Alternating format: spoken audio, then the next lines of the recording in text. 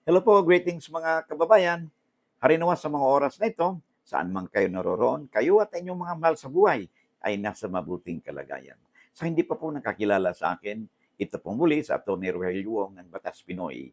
Ang ating pong channel ay isa pong legal aid public service program na inyong lingkod in collaboration with Integrated Bar of the Philippines, Manila Port Chapter. Alright, maraming salamat and let's now proceed. O bago tayo magpatuloy, no? Uh, Pwede po makahirit po ba sa inyo, no? Ayon kasi sa datos po ng YouTube, more than 60% po ng ating mga viewers ay hindi pa subscribers. So kung kayo po yun, isa po kayo doon, at kung wala naman pong mawawala po sa inyo, na mag-click po kayo ng isang subscribe, share, and likes, no? Sa ating mga videos, okay? At kung hindi pa kayo subscriber, paki-subscribe po if you find our videos interesting and informative, no? At upang matulungan din po ninyo ang inyong lingkod na mapalawig pa natin ang ating advokasya, na ma-share po natin ang ating mga pinag-usapan, no, dito sa ating mga videos, no, tungkol sa batas, no, upang ang ating pong mga kaibigan, kababayan, at it could be your neighbors, no, kamag-anak po ninyo, ay sila rin ay may mapulot o matutunan sa pinag-usapan natin. Kasi sabi nga natin lagi, di ba, ay lamang na ang may alam sa batas. Okay? So, all right. So, let's now proceed dito sa ating topic, no? Ang topic po natin ngayon ay may kinalaman po dito sa issue again ng yung bang issue about it could be a land grabbing, no? So, kaya medyo mag-ingat po tayo, no? Ito is maiksi lang pong sulat po sa atin ni Anong Gaihito. Okay? Anong did I pronounce your username correctly? Si Anong Gaihito. All right. So, sabi niya ay siya po ay nakatira daw sila doon sa lupa since 1970 pa. Hanggang sa ngayon ay may nag-claim na siya raw ang may-ari ng lupa at gusto kaming palisin. Sana po tulungan po ninyo at mapayuhan ako. Maraming salamat po. Alright, so medyo kuripot kasi itong ang sulat po sa atin, no? Kasi pag hindi po kasi kumpleto, no? Yun nga, mahirap po sagutin ng tumbok ang inyong katanungan. But anyway, ito na lang, no? Okay. So, hindi kasi maliwanag sa sulat mo kung ano ba ang inyong status dahil kayo ay nakatira dyan since 1970. Kayo ba ay informal settlers? Kayo ba ay nakatira dyan bilang kayo ba ay umuupa lang? O kayo ba ay pinabayaan lang at tumira ng may-ari? Pinayagan lang kayo ng lupa?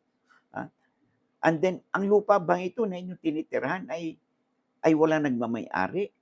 See? Yan ang mga, at may titulado ba yung lupa na inyong tinitirahan?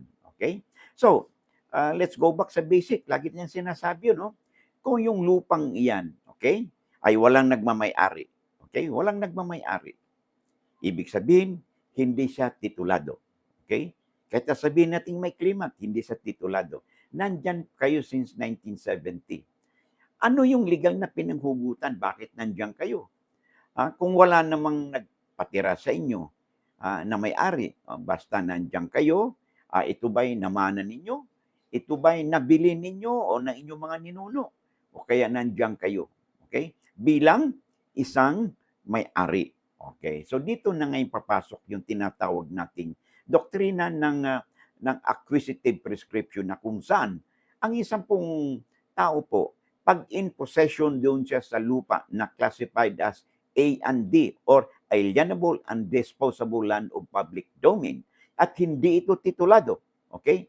At nandun siya nakaposisyon in the concept of an owner in open, continuous, adverse possession doon sa lupang iyon in the concept of an owner.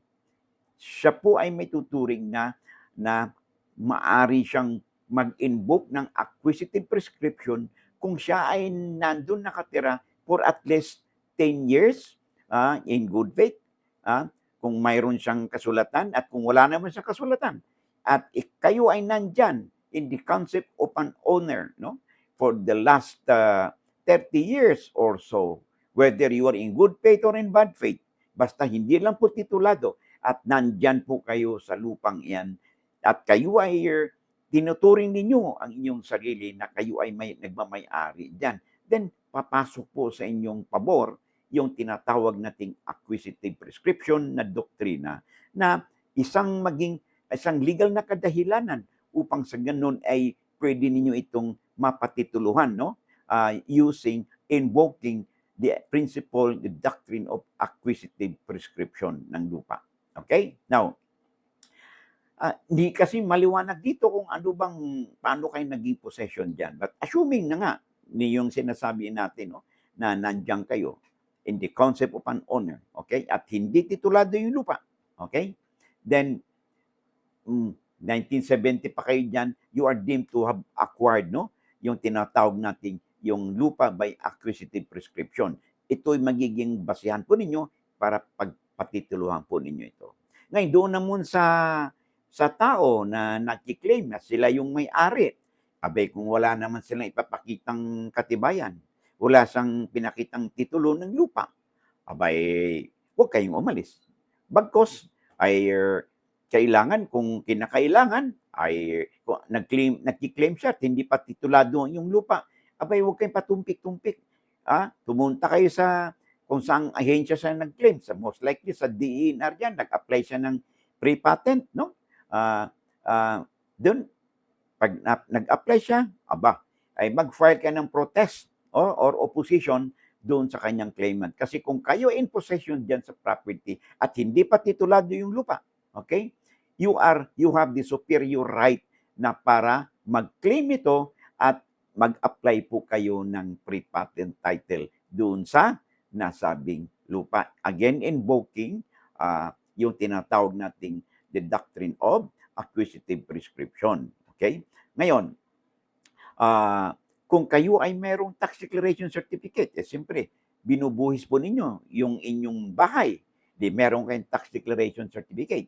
O mayroon din kayo doon sa lupa. Abay, mas maganda. So, this tax declaration certificate ay lagi nating sinasabi yan. Coupled with the payment of property tax, this becomes what we call prima facie proof of ownership. Ano bang ibig sabihin ng prima facie proof? Abay, isang hakbang na lang ay maging titulo na ito. Of course, pag hindi kayo hakbang, hindi maging titulo. Anong ibig natin sabihin ng isang hakbang? Abay, mag-apply kayo, magpatitulo kayong lupa at i-comply po ninyo yung mga requirements sa pagpatitulo ng lupa na yun po naman ay natalakay na natin sa marami na po tayong videos dyan na isagawa, no? Kung ano bang mga requirements sa pagpatitulo ng lupa. Okay? So, i-check po ninyo, i-review po ninyo mga videos po natin tungkol dito. But formers of which, no? Siyempre, kung meron kang tax declaration certificate, mas mabuti yun. Meron ba kayong barangay, no, certificate na kayo nagpapatunay na kayo ay taga dyan sa inyo, no? At you have been there in the concept of an owner, nandiyan kayo, okay? At meron ba kayong sketch plan? Meron ba kayong survey and subdivision lot, no? So mas subdivision lot, may mas malaking kailangan din po ito sa pagpatiro ng lupa mong orders, okay? So yan po inyong gagawin, wag po kayong alis diyan, no? At mapapaalis lamang kayo diyan kung magpapile ng asunto o kaso yung sino mang claimant na pinapaalis kayo. But there has to be a due process. Kailangan patunay nila sa korte bakit, ano bang karapatan nila na kayo ay paalisin. Kayo din naman, you are in possession, de facto possession kayo, or it could be de jure possession kayo. That means hindi kayo basta-basta mapalis dyan ng walang due process. Okay? So, kailangan merong pagdinig at patunayan ng gusto magpalis sa inyo kung ano ba yung kanilang karapatan. Okay? So, I hope nasagot natin ang katanungan sa atin ni Anong Gahito. Alright, maraming salamat. O bago tayo magpatuloy, pwede po makahiram po ng inyong oras, no? Pinopromote po tayo ng libro, no? na makakatulong po sa inyo, no? If you have copies of this book, no? Particularly, no? Kahit hindi kayo lawyer, no? Kahit na yung 2 libro lang po, no? Ito pong uh, Legal Handbook, a Daily Companion for All, no? Kahit hindi po kayo lawyer, these books po, no? Kasama yung ating handbook on the Bill of Rights, no? Na may kinalaman po dito sa arrest, warrantless arrest, search and seizure, no? Kaya pag ang isang tao ay under custodial investigation, no? Ano bang kanyang karapatan? O meron na rin po tayong tinatawag na cybercrime ngayon, na kung saan ang pag nagamit po ang electronic gadgets po natin sa krimen ay magiging cybercrime po ito, at ang ating po mga electronic gadgets, no, could be subjected to different kinds of cyber warrants, no, for forensic examination, among others. So, ito po mga librong ito is very helpful kung meron po kayo sa inyong bahay o sa inyong workplaces. Itong mga libro po ito is applicable po ito, no, sa lahat po ng mamamayan. Whether mayaman, mahirap, o may asawa o wala. No?